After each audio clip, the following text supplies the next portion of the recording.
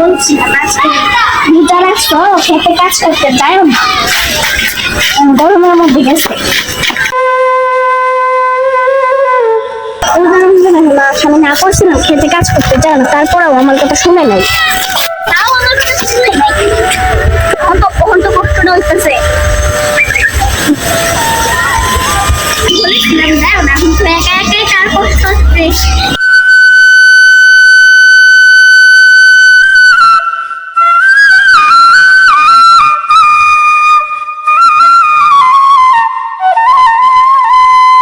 বাবা কেন আসছো রুটিনের মাঝে? তুমি একা একা কাজ করতেছো, কষ্ট হইতেছে না? রোজা রমজানের দিন। রোজা রমজানের দিন তুমি কেন আসছো? দেখো ঘাস হয়েছে না খেতে, এই ধানের জন্য এই ঘাসগুলি ক্ষতিকর, ধানের ফলন কম হয়, ধানের খাবার খায় ফেলায় তারা, ঠিক আছে? এই জন্য কাজ করতেছে। তুমি কেন আসছো বাবা? কাজ করতে হবে না, কালকে কাজ করবে।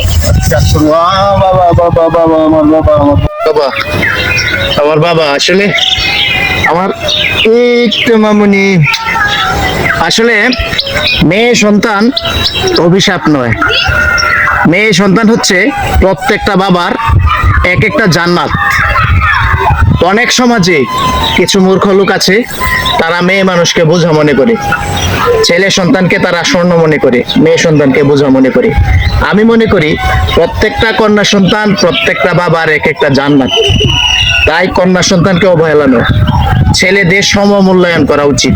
বাবা একটু বলো তুমি যে মেয়েদের সমান অধিকার। মেয়েদের সমান অধিকার, শুধু ছেলেদের একা নয়। চলো এখন চলে যাই, অনেক কাজ করছো, কালকে আর কাজ করবো না।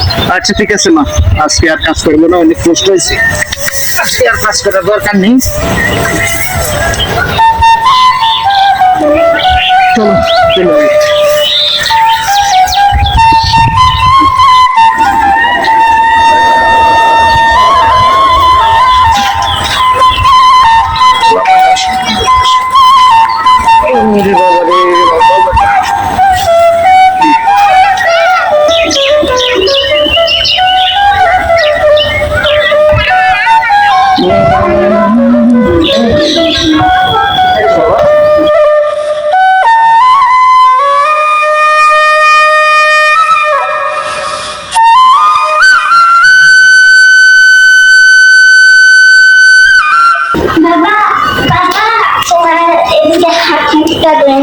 আচ্ছা বাবা আমি হাত তুলতেছি।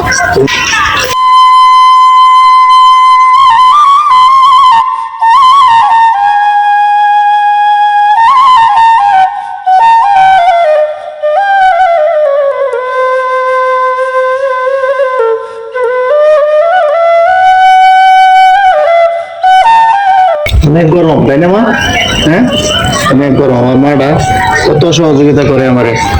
আল্লাহ আল্লাহ তুমি আমার মাটাকে অনেক বড় মানুষ বানিয়ে দাও।